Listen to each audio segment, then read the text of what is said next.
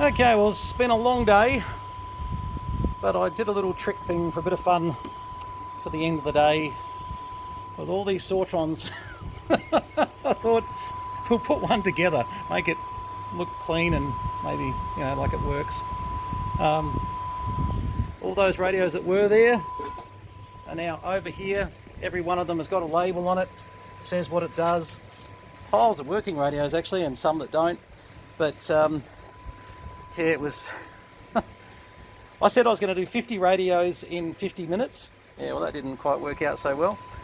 Anyway, just as a little... I've got to go to this fair at 8:30 with Sam, and I thought, I've just got enough time. Look at my hands, they're just disgusting. I've got enough time to have a shower, put a KG107 together, and I had to use a few bits. Oh, there's more over there. They're on the desk over there. But, goodness. Anyway, hang on, just close this off. ANZ Bank just said, they just want to give me some free money. It came up on the screen. That'd be good, except I don't have an ANZ account. Be careful of these scams. Okay, so I'm actually putting a signal in on 477-400. The only problem that I had, so I can only do this on dummy load, just to be very clear. The only problem I had was one of these, oh God, I've got more of them, UHF CB proms, and that was programmed up to anything that I knew the frequency of.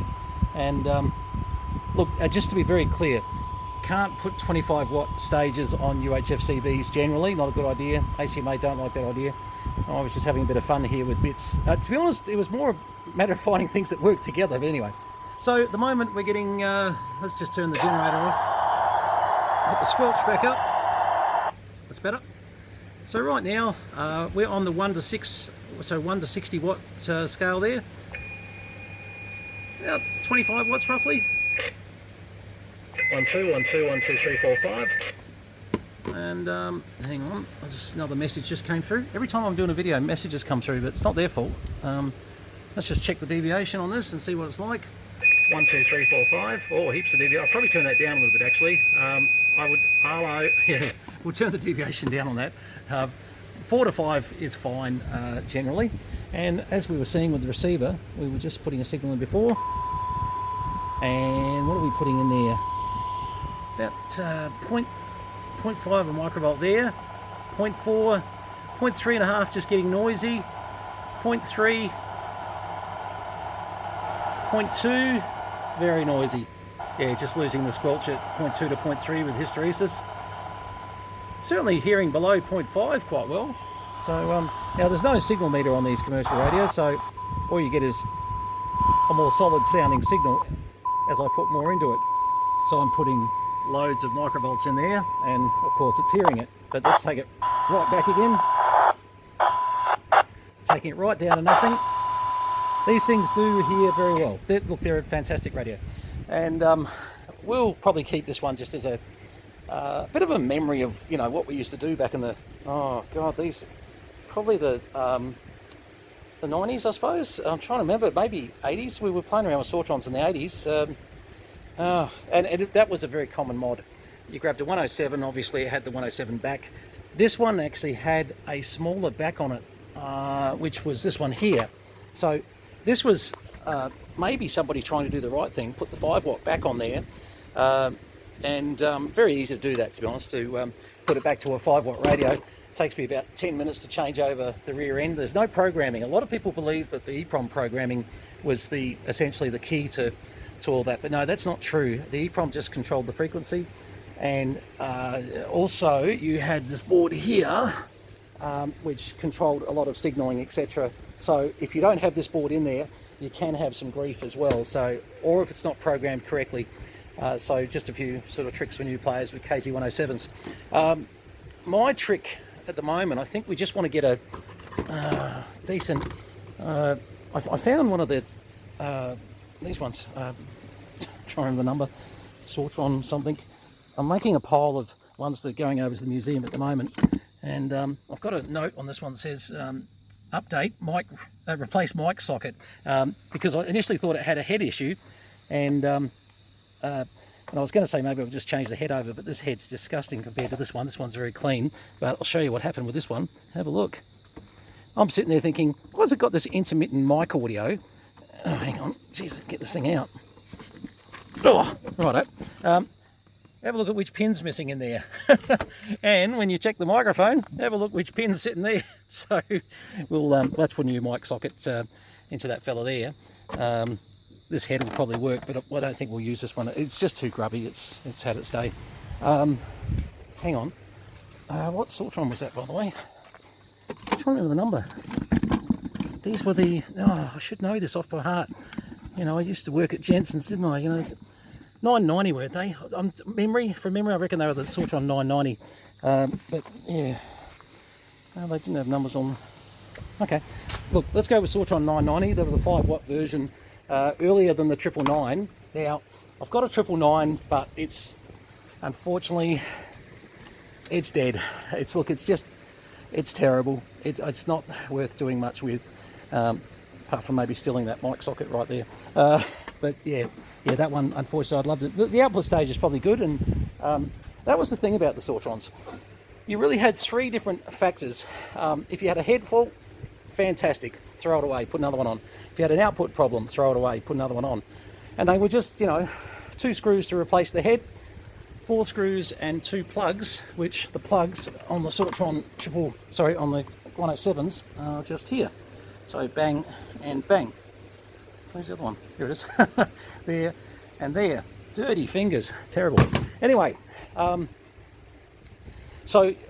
it's not very hard to interchange 999 and 107 bits.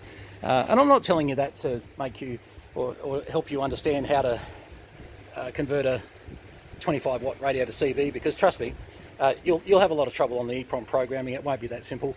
And in the signalling board, you'll sit there and think, I'm going to buy a 107 and put it, with a 999. But yeah, a little bit more to it than that. And that, because I am being a very, very good boy with ACMA, is not information I can impart to you.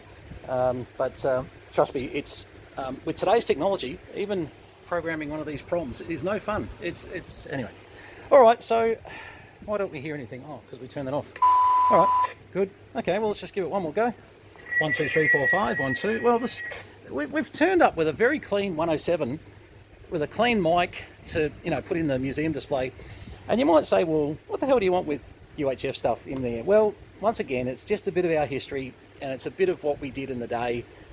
Probably a little bit nostalgic for me, because I've actually got the bracket and somewhere original power cord for this too. I know this one, somewhere in my mess there's an original power cord lying around the place here. Knowing me it's on the ground somewhere, but not sure. But I like having one example of everything that we can get our hands on, within reason, of course, just to be able to show you just what we did back in the 80s. It's certainly, especially when we can get brackets and everything with it. What happens with the rest of this, I don't know.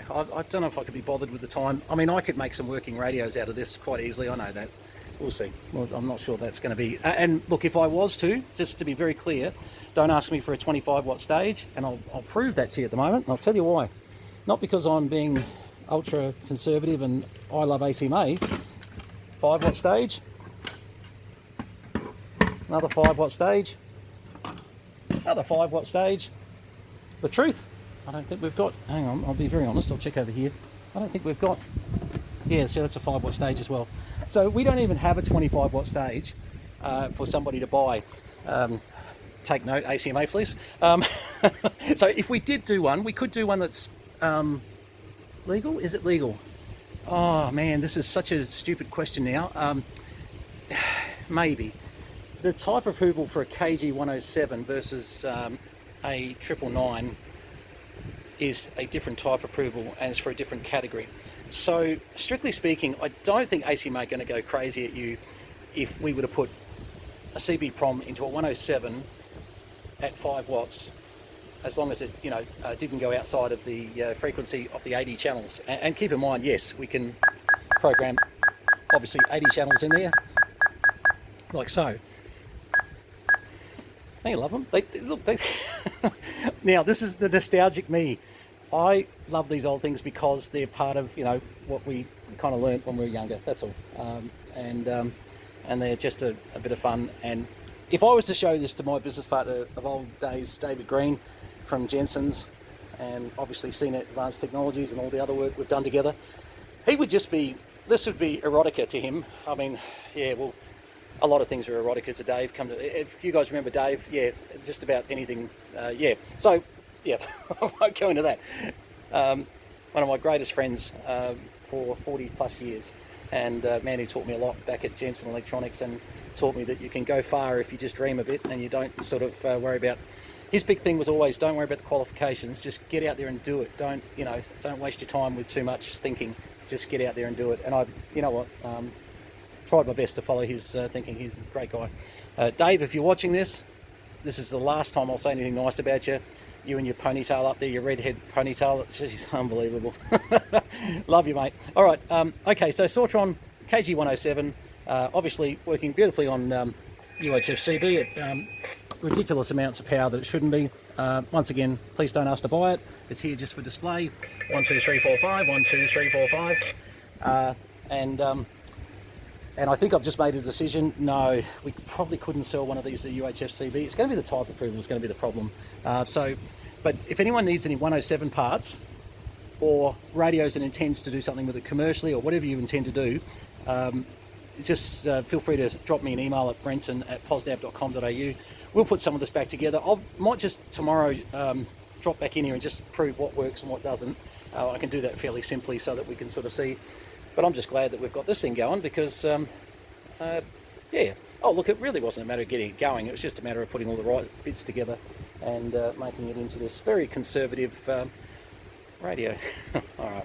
Okay, well, at this point, I've got to go, I've got to get rid of my little trolley up to the museum out there. I'm not even going to worry about moving any of this tonight. I just, if we get a flood, well, it'll only affect the bottom radios, won't it? So we're just such a mess here, but as you can see, we're going to get on top of it.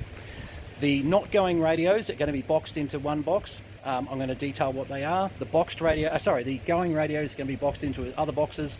We will be able to track what's what now with some notes on them. I've spent all day doing that. I can't believe I have done that because it's just the biggest waste of time with the efforts we've got to make to get the rest of this job done at the moment. Spending a whole afternoon playing UHF CBs probably wasn't the most practical thing to do, but it was a lot of fun. And Samantha kept walking in here and saying, "You're still doing this?" Yeah. She said, "I thought you were going to do this in an hour." Yeah. I said, "It took me an hour to get the radios from point A to point B." And she said, "Didn't you say 50 radios in 50 minutes or something?" Yeah, I did say that. Yep. So I'm going to wear that one tonight, but I'll just buy pizza or something and we'll be out of trouble. 73s, all the best. Hope everyone's had a great Saturday today, and I hope you did something a little bit more functional than what I did. Cheers all, guys.